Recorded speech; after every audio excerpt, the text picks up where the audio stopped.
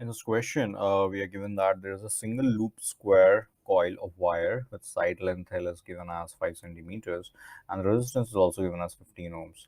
It is positioned in such a way that it is inside the magnetic field continuously and is perpendicular to the uniform magnetic field of zero point 0.6 Tesla.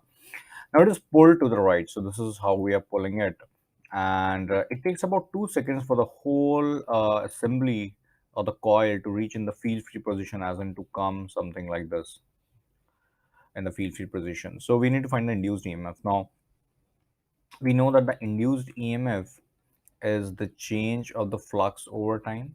We are not worried about the sign right now because they are interested in the magnitude only. And the change in the flux is going to be the final flux minus initial flux over the time taken. That is the change. Now the final flux is going to be zero because the magnetic field will be zero since it comes out of the magnetic field, minus the initial flux will be B dot A over the time. Now B is given as 0.6.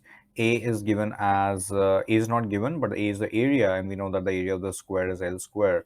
Over the time is given as 2 seconds. So this will be 0.6 times L square as in 5 centimeter square, but be careful, it's not, we are talking about standard SI units. So we are going to multiply 10 raised to minus 2 whole square over 2 over 2. So this will come out as zero point 0.05 square times zero point 0.6 over 2. So this is coming as 7.5 times 10 raised to minus 4 uh, volts.